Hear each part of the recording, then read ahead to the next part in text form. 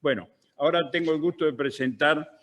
al socio, como dije, del Rotary Club de Montevideo, Pablo Iturralde Viñas, graduado como abogado en la Universidad de la República. Inicia su militancia política en filas del Movimiento por la Patria. En las elecciones de 1989 encabeza la lista 430, Los Jóvenes Blancos. Entre 1990 y 93 fue inspector general de trabajo y de 1993 a 95 ocupó la titularidad de la Dirección Nacional de Trabajo en el Ministerio de Trabajo y Seguridad Social. En el periodo 95-2000 fue senador suplente, junto a Javier García, al doctor Javier García, al doctor Álvaro Lorenzo, encabezaron la lista más votada por Montevideo en junio de 2004, resultando electo en el Parlamento y para ser secretario del directorio del Partido Nacional, elegido representante nacional por los periodos 2010, 2015 y 2015-2020. Actualmente es el presidente del directorio del Partido Nacional y el tema que tiene hoy es los partidos políticos y la historia reciente, una visión desde el Partido Nacional. Tiene la palabra el doctor Iturralde.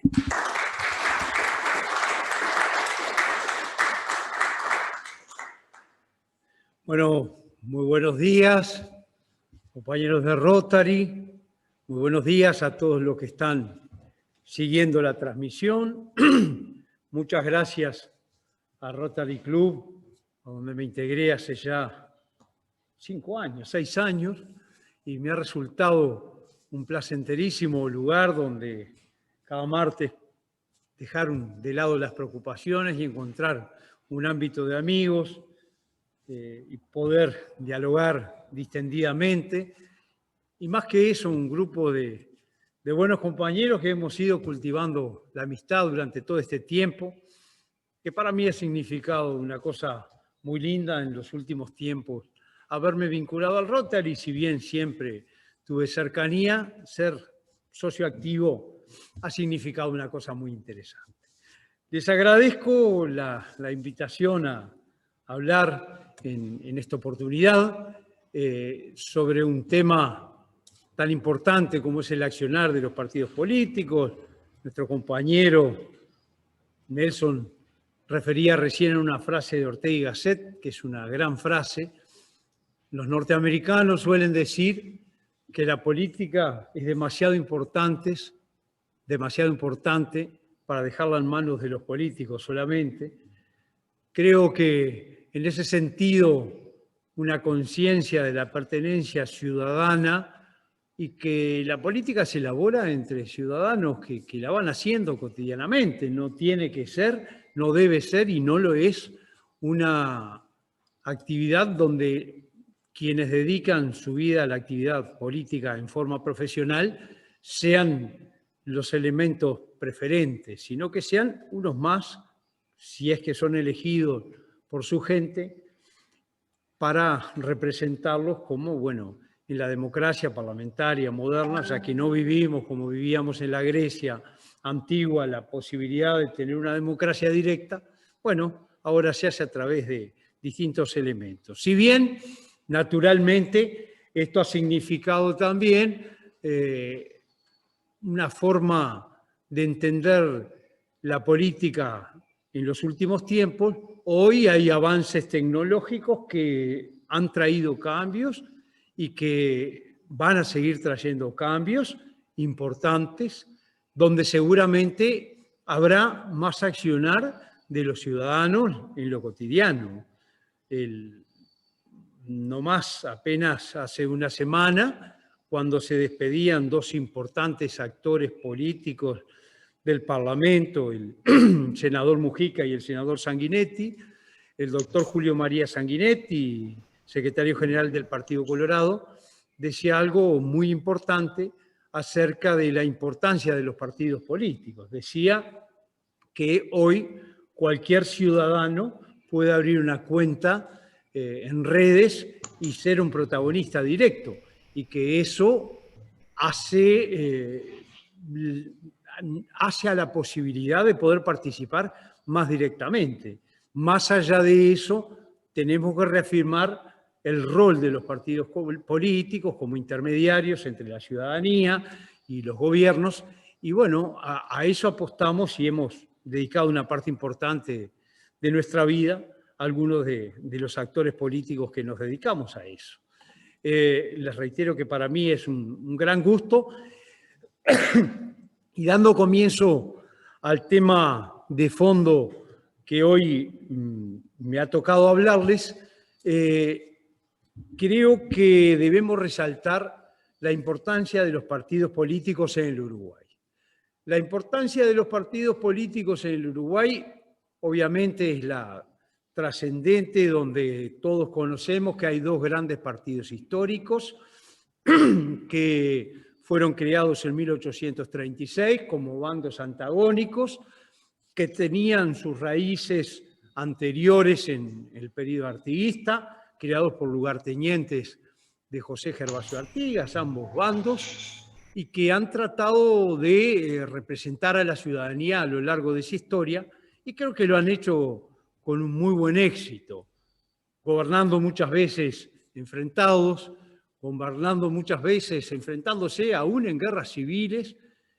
pero con una impronta muy particular y que tiene que ver con algo que voy a tratar de referirlo a lo largo de la charla, que esos enfrentamientos siempre se realizaron con una particular lealtad, incluso cuando fueron a las armas, a revoluciones, lo hacían de frente, lo hacían mirándose a los ojos, lo hacían en convicciones, cada cual tratando de defender el sentimiento de defensa de la libertad, del republicanismo, y lo hacían de la mejor manera aún en tiempos de guerra. Otras veces fueron tiempos de enfrentamientos cívicos, como los son hoy, y muchas veces fueron de entendimientos patrióticos, como también lo son hoy,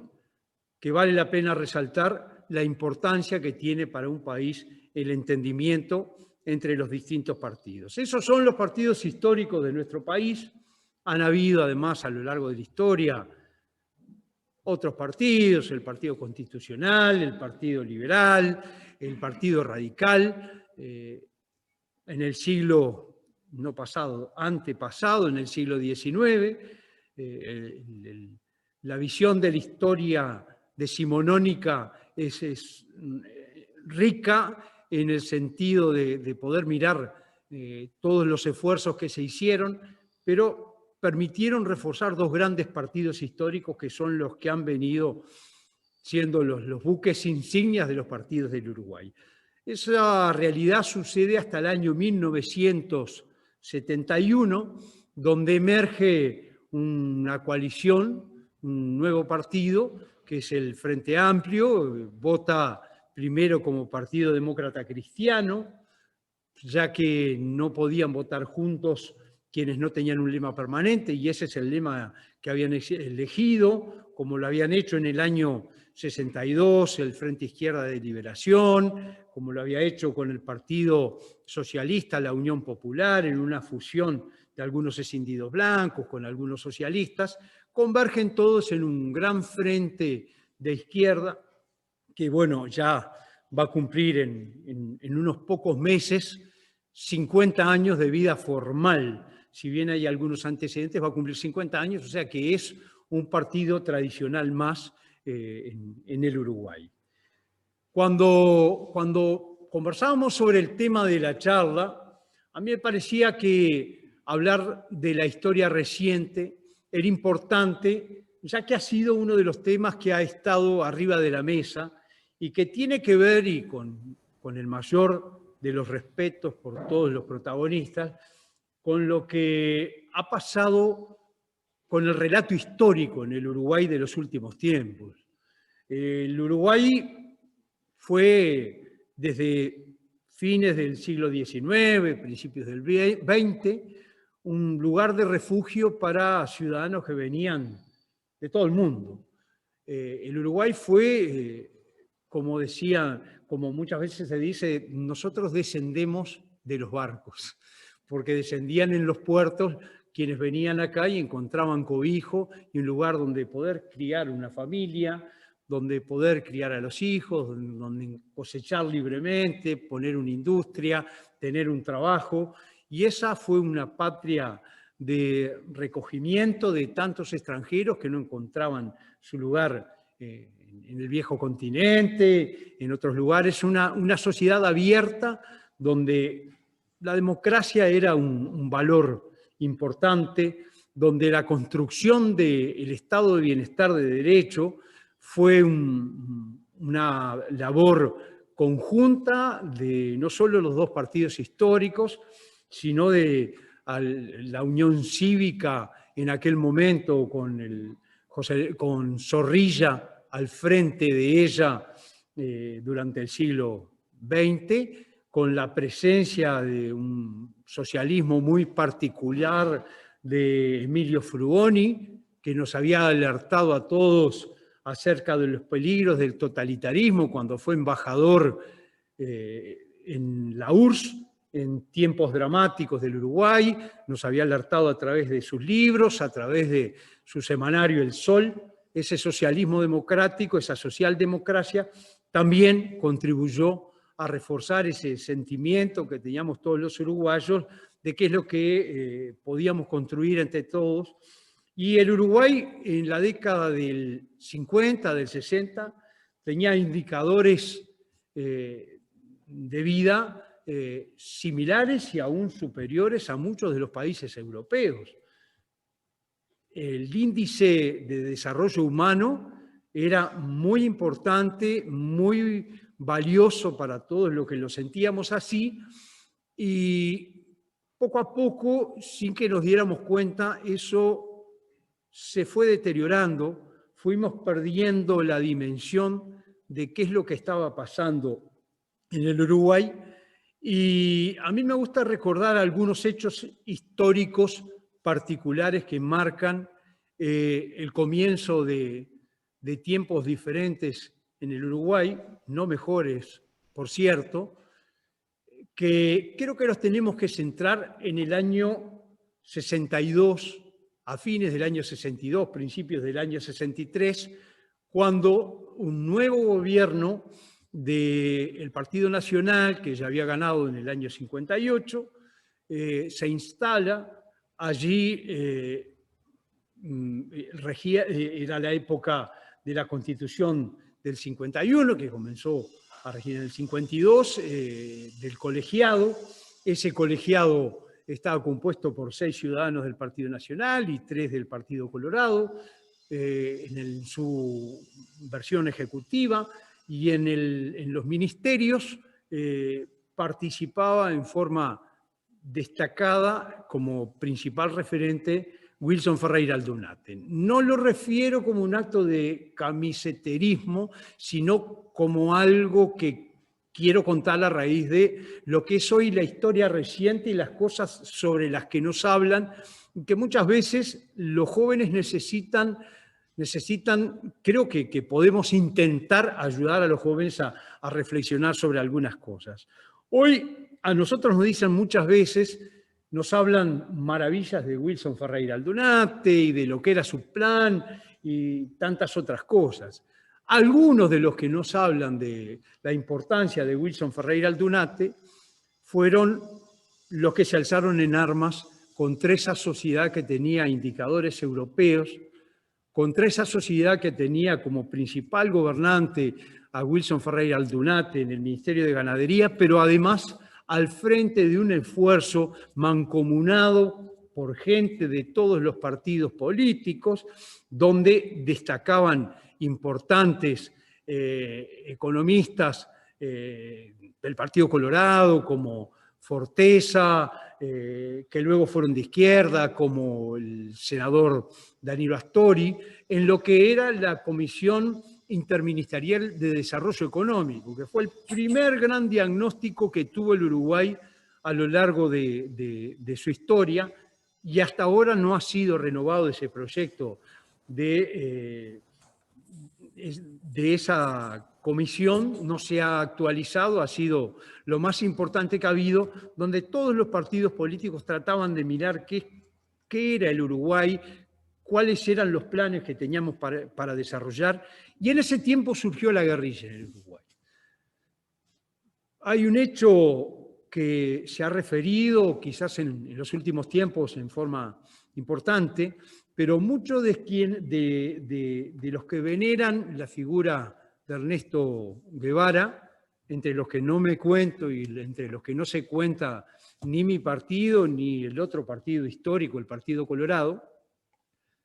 siempre recuerdan que cuando el Che estuvo en el Uruguay en el año 68, alertó sobre los riesgos del que tirara la primera bala. Esas balas llegaron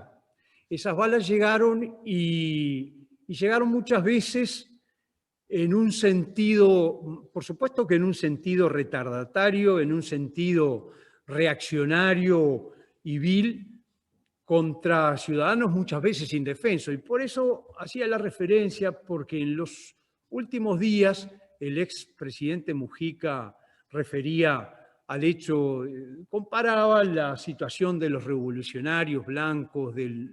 1897 y 1904, en revoluciones que se hacían financiadas por los propios revolucionarios, no robando bancos, en revoluciones que se hacían con gente que estaba convencida que estaba luchando por la libertad, por el voto secreto, por la representación proporcional, y que se hacían con bandos que eran bandos que se enfrentaban mirándose a la cara, como les decía al principio, no se hacían matando inocentes por la espalda, ni de otras maneras. O sea que creo que vale la pena resaltar esos temas porque es parte de lo que se ha vendido en este nuevo relato de los últimos tiempos. Ese relato también ha traído algunas cosas que creo que tenemos que reivindicarlas más allá de las afinidades partidarias y las cercanías que pudiéramos tener.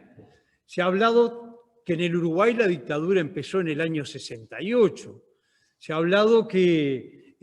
ya en esa época no había democracia. Debemos recordar, dentro de ese relato de las nuevas visiones ideológicas que muchos historiadores dan en forma confusa y que las repiten en la enseñanza pública, en la enseñanza privada, pero sobre todas las cosas las repiten en ámbitos culturales que están reproduciendo cosas que luego los jóvenes dan por hecho y la dan por confirmada, al punto tal que cuando surgen episodios como estos de la historia reciente, cuando nos encontramos con que en estos últimos años hubo esfuerzos importantes por aclarar temas de los derechos humanos, durante estos 15 años de gobierno de la izquierda se avanzó en ese tema, pero no se comunicó a la opinión pública lo que se había avanzado, sino que más bien muchas veces se ocultaron esa información. Y se habla de que la dictadura había empezado en el año 68, y ahí nosotros tenemos que recordar que en el año 1971 hubo unas elecciones donde el único cuestionamiento que hubo fue por algunos votos que se habían suscitado, sobre todo en Canelones, y fue un cuestionamiento que hizo el Partido Nacional, Wilson Ferreira Aldunate, contra la Corte Electoral, reclamando algunos temas, pero fue una elección que más allá de ese cuestionamiento no fue cuestionada ni por la izquierda, que compareció por primera vez acumulando con el lema Partido Demócrata Cristiano, ni por absolutamente nadie más, con lo cual hoy cuando nos hablan de una dictadura que empezó en el año 68, tenemos que reafirmar tajantemente que eso no se corresponde con la realidad. Podrá corresponderse con la intención de propagandear de algún grupo de izquierda, de justificar por qué se alzaron en armas, pero como lo dijo hace pocos días el expresidente Mujica, también él decía que le preguntaban sobre, en este caso, perdón, lo autorreferencial, sobre un episodio cuando en mi condición de presidente del Partido Nacional señalé que los tupamaros le debían una disculpa al Uruguay por los hechos de violencia que habían cometido, por los asesinatos. Él señaló, se le preguntó por eso en el diario El País, él señaló que la única disculpa que pedía era por haber estado preso cuando llegó la dictadura y no haber podido enfrentar la dictadura, con un reconocimiento de que evidentemente Él había estado, lo llevaron preso en el año 72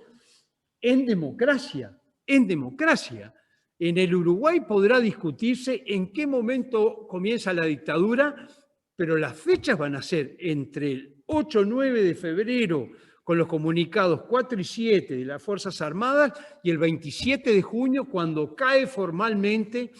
el Parlamento, la madrugada del 27 de junio, no antes de febrero, no antes de febrero ni después de junio. Esas son las fechas entre las que nosotros podemos plantar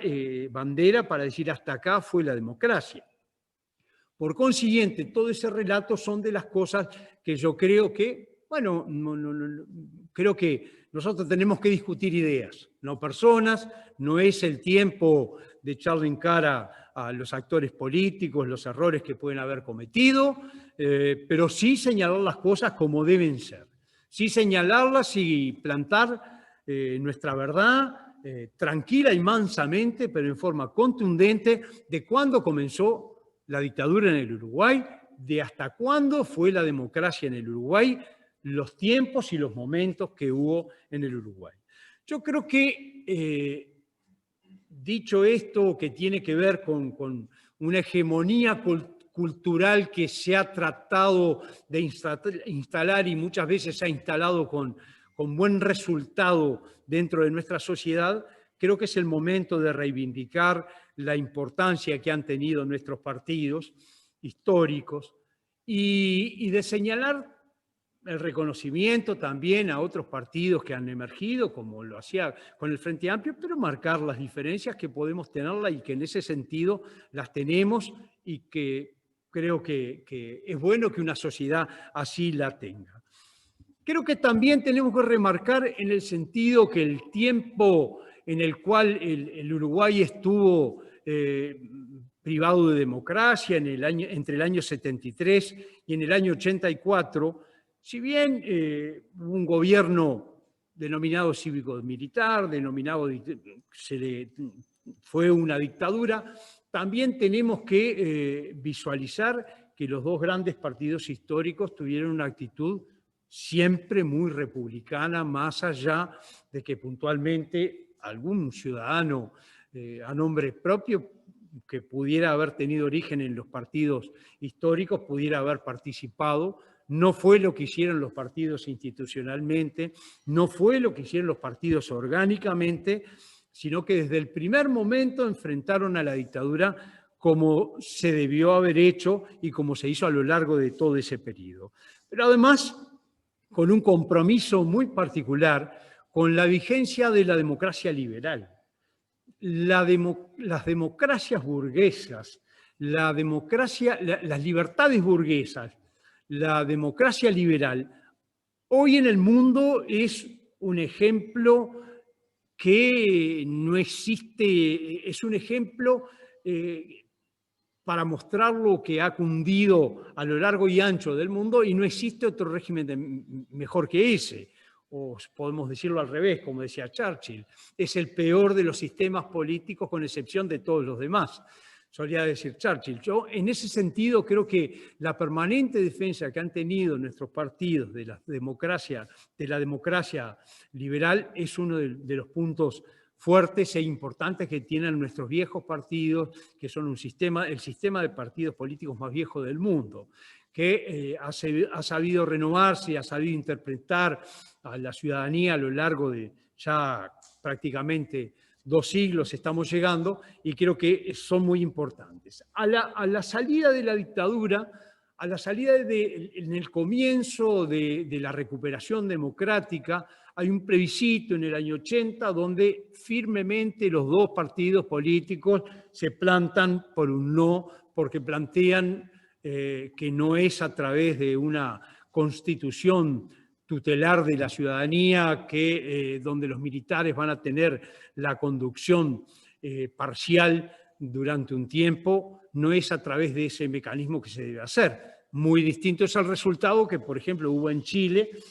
que ha estado hoy mucho más visualizado porque precisamente el último domingo se ha puesto en marcha un mecanismo para derogar una constitución con una vieja raíz del gobierno pinochetista. Nosotros en aquel momento de entrada y con todo el aparato del Estado al servicio del sí a ese proyecto de reforma constitucional, el Uruguay dice que no. El Uruguay dice que no y comienza un proceso de apertura donde hay un diálogo entre los partidos políticos, donde no hay acuerdo entre esos partidos políticos, donde se cuestionan las autoridades de los partidos políticos, y para clarificar el panorama, en el año 82 se va a un proceso de elecciones internas para elegir las autoridades de los partidos políticos, que son las que van a dialogar con el gobierno militar en ese momento, con el gobierno cívico-militar. En el año 82 hay un triunfo contundente de los sectores opositores en ese momento en el Partido Colorado, básicamente el vallismo radical, Unidad y Reforma, de donde derivan después las listas 85, 15, y que estaba liderado en aquel momento por el doctor Julio María Sanguinetti, por el doctor Jorge Ibáñez, a quien debemos siempre un reconocido un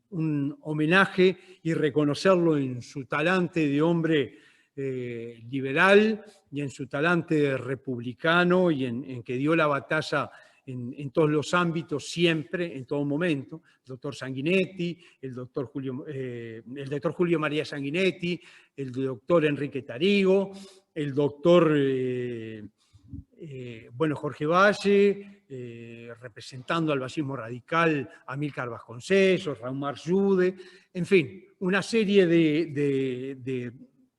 gobernantes, de políticos destacados con importancia notoria en la historia reciente del Uruguay. Del otro lado, en el Partido Nacional, participaban y dirigían la campaña un vecino de esta casa, el doctor Juan Pibel Devoto, destacado intelectual, historiador, importante, profesor de historia, y un hombre de una dignidad cívica impresionante, que el Uruguay también le ha reconocido sus méritos y que siempre hay que estarlo homenajeando por su importancia. El doctor Juan Pibel Devoto representaba a un sector del Partido Nacional que compareció en aquel momento con los movimientos por la patria, Movimiento Nacional de Rocha y importantes sectores del herrerismo, Consejo Nacional Herrerista, fundamentalmente Herrerismo Unido, y que representaba a la figura de Wilson Ferreira Aldunate, exiliado en aquel momento, Carlos Julio Pereira, el doctor Lacalle Herrera, el escribano Dardo Ortiz, figuras señeras de nuestro partido que tuvieron una destacada importancia en ese momento. Esas autoridades conversan luego con los militares y no se llega a un entendimiento, al punto tal que llega un momento donde los partidos y nobleza obliga, el Frente Amplio en aquel momento, el general Liber Seregni, estaba preso, no podía ser parte de este tema y no fueron invitados a participar no se les permitió realizar elecciones internas a las autoridades del Frente Amplio. Pero sí había figuras importantes del Frente Amplio que convocaron al voto en blanco, como la doctora Alba Roballo, como el doctor José Pedro Cardoso del Partido Socialista, la doctora Alba Roballo es cindida del Partido Colorado, tiempos también de mucho dolor para algunos partidos por lo que habían significado las muertes. Primero, todas las muertes son importantes y nosotros no desconocemos la importancia que tuvo en el Uruguay las desapariciones de muchos ciudadanos, pero particularmente fueron importantes por lo que tiene de simbólico la muerte de Selmar Michelini, que si bien integraba el Frente Amplio, había sido una señera figura de la renovación colorada junto a Luis Valle, y de Héctor Gutiérrez Ruiz, que había sido el presidente de la Cámara de Representantes. En ese tiempo emergían nuevos liderazgos que sobre todo emanaban de que en la década del 60 fallecieron muchos de los líderes importantes, en particular en el Partido Colorado, Luis Valleverre, en el Partido Nacional, la muerte de Luis Alberto de Herrera y de Daniel Fernández Crespo, dejaban lugar a nuevas figuras que emergían, que terminaron de emerger en la década del 70 y que, bueno, se consolidan en el año 80 como activos participantes. Iba por ahí por el año 83, volviendo a lo cronológico del relato, cuando los partidos políticos se juntan y acuerdan la realización de un acto conjunto en el Obelisco que se denominó por un Uruguay democrático y sin exclusiones, tratando de buscar elecciones libres, sin presos políticos, sin proscriptos. Había proscriptos de todos los partidos en aquel momento,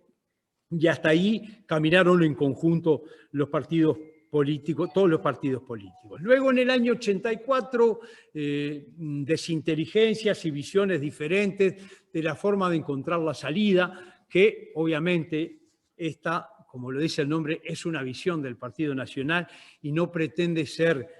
algo que apunte a marcar discrepancias ni a debatir en este ámbito. Simplemente el Partido Nacional entendió que el camino no era a través del diálogo en ese momento y de aceptar condiciones que los militares imponían para el retorno a la democracia, sino que entendió que bueno, debía continuarse un camino de protesta cívica, de presencia ciudadana en la calle, con movilizaciones, y bueno, eso no fue compartido en términos generales por todos los partidos, y hubo otros partidos que decidieron ir al diálogo con los militares y llegaron a un entendimiento denominado el Acuerdo del Club Naval, el Pacto del Club Naval. Más allá de las discrepancias que nuestro partido tiene con esa salida, ya que, bueno, en aquel momento Wilson Ferreira Aldunate, que regresaba del exilio, estaba preso. Más allá de esas discrepancias, también tenemos que plantear que entendemos que todos lo hicieron dejando lo mejor de sí, planteando lo que creían que era lo mejor para el país. Eso no puede estar en cuestión. De vuelta, voy a un lugar que ha sido recurrente en la política, sobre todo en estos últimos tiempos, que es la de descalificar a quien piensa distinto. Con quien piensa distinto se discute sobre la idea que está planteando, que es diferente a la que tenemos nosotros, pero no tenemos que enfrentarnos en lo personal, porque si no hacemos que la política sea muy poca cosa. Hacemos que los enfrentamientos políticos sean cuestiones personales cuando tiene que ser el debate de ideas para una mejor solución de los problemas nacionales. Y en ese sentido, bueno, se llega a una elección en el año 84, donde el Partido Nacional, en principio, plantea no comparecer, luego a instancias del propio líder del partido, Wilson Ferreira, la convención del partido reconsidera la visión de la abstención que había planteado en ese momento, y cuando lo reconsidera, la convención decide comparecer y comparece el Partido Nacional comparece a esa elección y, bueno, el triunfador es el Partido Colorado, y con una importante votación del Partido Nacional, pero que notoriamente hay un triunfo del Partido Colorado y una importante también participación del Frente Amplio. ¿Qué nos queda de esa elección? Más allá de los cuestionamientos que en la génesis le hace el Partido Nacional, en mi opinión, y también recuerdo, esta es una visión desde el Partido Nacional, creo que para mí y para mi generación quedamos muy marcados con el episodio de que a los 5 días de la elección es liberado Wilson Ferreira Aldunate, reconociendo por la dictadura que había sido un preso político. Y bueno, Wilson Ferreira Aldunate es liberado en el departamento de Flores. Hace unos días preinauguramos un monumento que vamos a inaugurar formalmente el 30 de noviembre, que es el día de su libertad. Y Wilson Ferreira Aldunate viene desde Trinidad hacia Montevideo a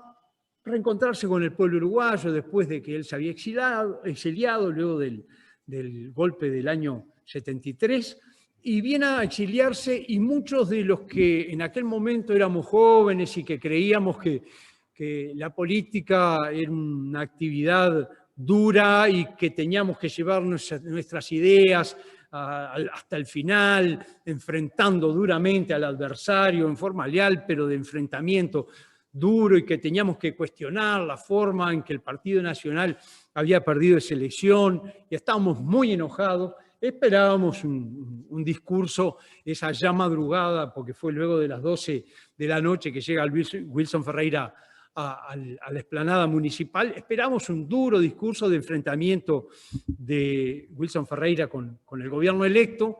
Ahí creo que muchos recibimos, ese día nos recibimos de mayores en la política. Ese día aprendimos lo que era lo que Max Weber denominaba la ética de la responsabilidad. Ese día Wilson Ferreira Aldunate nos dijo, cuando todos esperamos un grito aguerrido de enfrentamiento y de oposición radical hacia el gobierno, que teníamos que casi al punto que le reclamábamos que se enfrentara como se había enfrentado la dictadura, nos encontramos a alguien que nos dijo que podía haber algunos problemas en la génesis de ese gobierno, en tanto no hubo elecciones libres porque había presos políticos y porque había proscriptos, pero qué flaco favor le íbamos a hacer a la democracia si nosotros en ese momento lo que hacíamos era cuestionar a ese gobierno que se había elegido. Que todos teníamos que acercarnos al presidente de la República y consolidar una democracia que era muy joven en ese momento. Obviamente una vieja democracia que nacía nuevamente, pero que era muy joven y que no estaba consolidada, y que en definitiva dependía de cómo todos nosotros nos enfrentáramos a ese tema. Si lo hacíamos ayudando al gobierno a continuar el tránsito hacia una democracia plena, o lo hacíamos desde un lugar de distanciamiento. Y dijo una cosa que para mí marca mucho lo que debe ser la visión de la política. Habló por primera vez para nosotros, escuchamos por primera vez el término gobernabilidad. Hoy está de moda, ha venido otro término que es la gobernanza. Pero la gobernabilidad, él nos decía que era votar todo aquello la gobernabilidad, que quiere decir votar todo aquello que estemos de acuerdo, que en definitiva no quiere decir nada, porque si estamos de acuerdo, obviamente lo vamos a votar. Pero además votar todo aquello que sin estar de acuerdo sintamos que es imprescindible para la reconstrucción plena de la democracia. Y eso yo creo que fue esencial en la historia moderna del país. Recuerdo que se le preguntó a Wilson en el momento a qué atribuía la derrota del Partido Nacional, y dio también otra hermosa lección de sentimiento patriótico cuando dijo: se me podrá preguntar a mí a qué atribuyo el triunfo del Partido Colorado, de nuestro tradicional adversario, pero derrotados nosotros, ¿a quién se le puede ocurrir? Y en definitiva, al reafirmar la democracia, a buscar gobernabilidad para transitar los tiempos que venían, estaba triunfando nuevamente, y yo creo que era la gran apuesta que todos los uruguayos hacíamos. Yo creo que si esa noche hubiéramos dicho con un hábito mágico, volvamos a votar, hubiera sido tremendo el resultado, pero contrafácticamente no se puede hacer análisis contrafáctico, y lo cierto es que logramos construir una democracia en paz. Logramos construir un cambio en paz, como le gustaba decir al doctor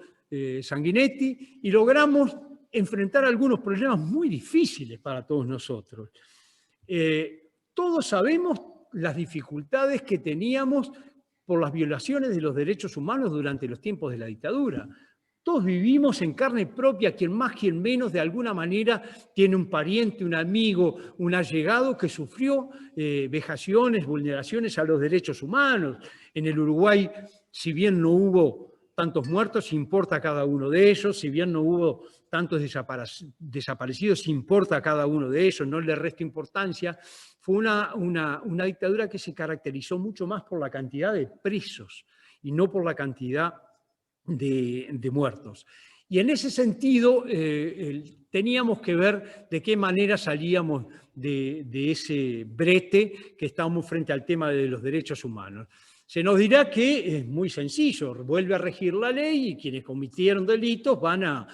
deben responder por ellos. Pero las cosas no son tan sencillas en las transiciones y las cosas no son tan sencillas en la vida política de los países, ni acá ni en ningún lugar del mundo.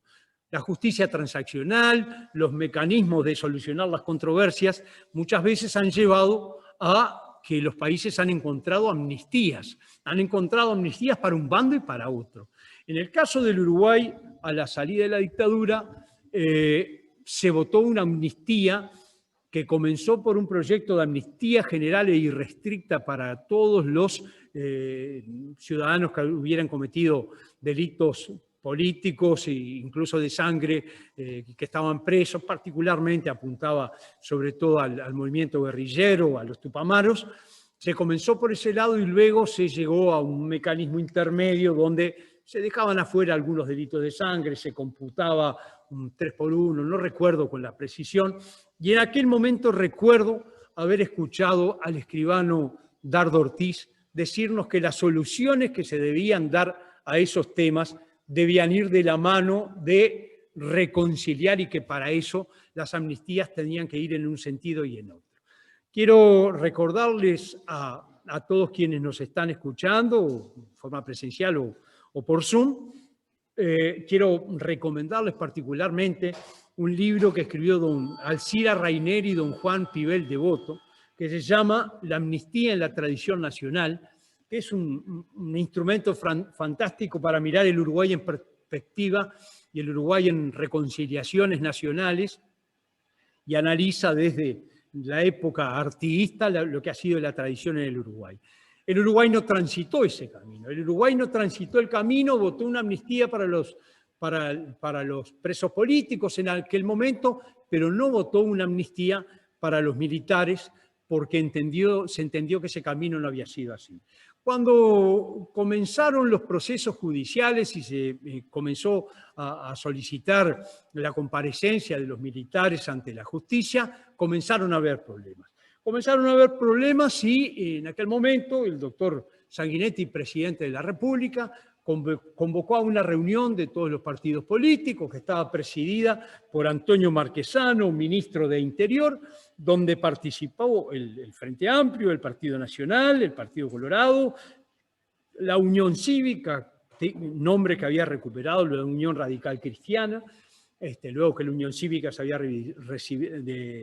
dividido entre Partido Demócrata Cristiano y Unión Radical Cristiana. En aquel momento, en el año 86 ya, se convoca a esas reuniones y se plantean determinadas dificultades derivadas fundamentalmente que el entonces comandante en jefe del ejército, el teniente general Hugo Medina,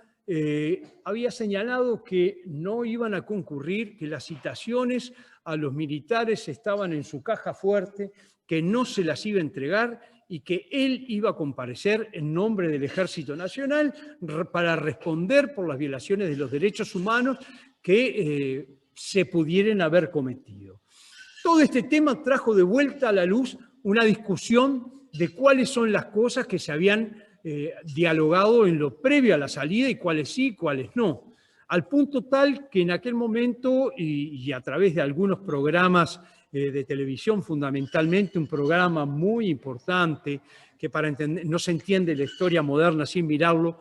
que es en Canal 10, el programa que dirige De Feo, donde participan Wilson Ferreira Aldunate, Antonio Marquesano y el general Líber Selegni, donde con mucho honor el general Líber Selegni reconoce que a la salida que en la salida pactada en el Club Naval, el tema de la amnistía a los militares era un tema que había estado, utiliza 3 adjetivos, si me los puedo acordar: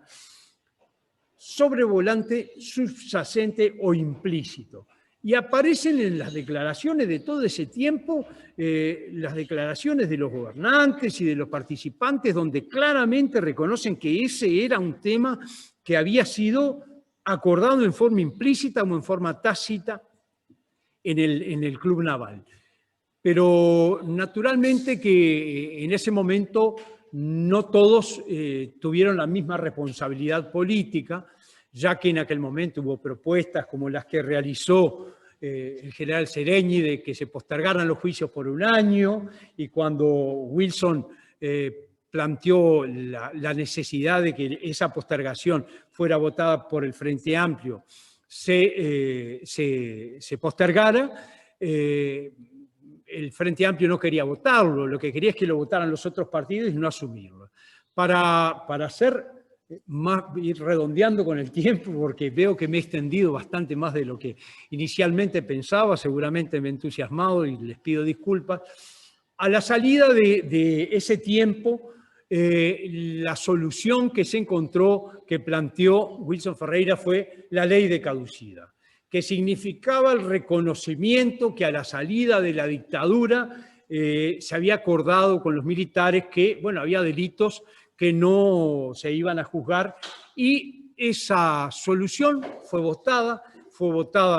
en forma patriótica por los dos grandes partidos históricos, y bueno, luego de esa votación vinieron referéndum, se triunfó el referéndum que se mantuvo esa ley, se ha hecho en 3 oportunidades intentos para derogarla, no se ha podido aún con la gente, y en definitiva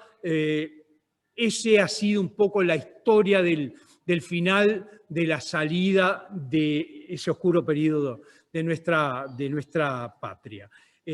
Culmina en definitiva con la ley de caducidad y con un comienzo de un nuevo tiempo. En lo demás, y quizás en alguna oportunidad informalmente podremos seguir conversando, creo que cerrando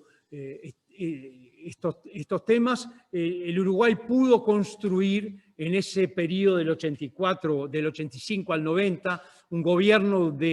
donde participaron ministros que no eran del Partido Colorado, el canciller Iglesias era una figura independiente, otros más. Luego del año 90 al 95, el doctor Lacalle Herrera convoca a un entendimiento, se logra un entendimiento que dura 3 años y tantos, donde participan todos los partidos políticos. Luego del 95 al 2000, en la segunda presidencia del doctor Sanguinetti, el Partido Nacional, bajo la presidencia del doctor Volonté, acude patrióticamente a integrar un gabinete junto al gobierno del presidente Sanguinetti. Y por último, en el año 97, se reforma nuestra Constitución, y en el 99 inauguramos un tiempo diferente donde pasamos a tener un sistema de doble voto de segunda vuelta. Dejamos de lado la ley de lemas y el doble voto simultáneo, y eso cambia la fisonomía de los partidos políticos históricos, que dejan de ser una especie de federaciones de partidos para ser partidos, y logran entendimientos entre ellos para votar al doctor Jorge Valle en el 99, luego se hace un gobierno de coalición. En el 2004 gana en primera vuelta el Frente Amplio, en el 2009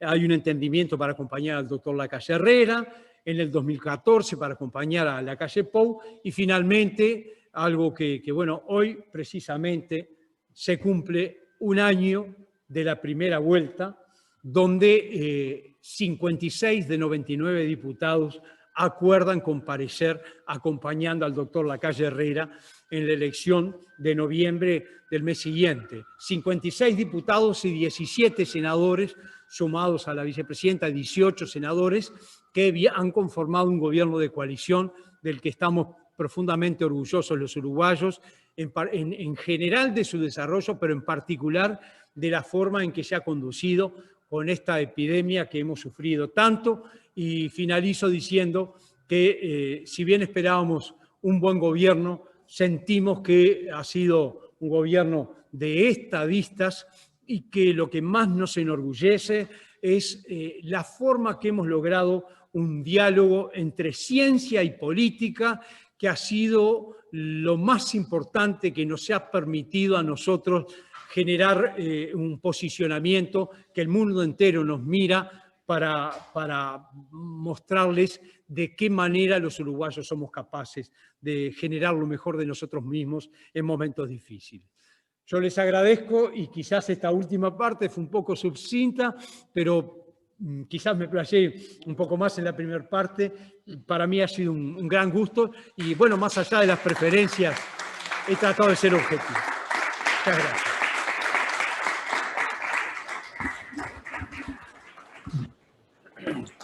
Muchas gracias, doctor.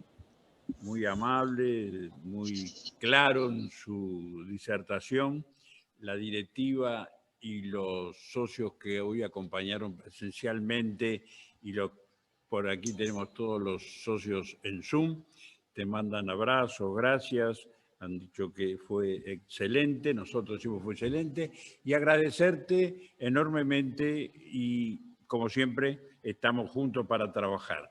Los rotarios, les agradezco la atención, les hacemos honor a los pabellones Nacional y Rotario, como es habitual. Vamos a tomar el cafecito virtual y nos veremos el próximo martes, recordando que es una hora antes porque por agenda el señor ministro de Salud Pública va a comenzar a la hora 12 en vez de a la hora 13. Así que nos vemos el martes a la hora 12. Un abrazo a todos, gracias y que tengan buena semana. Chao.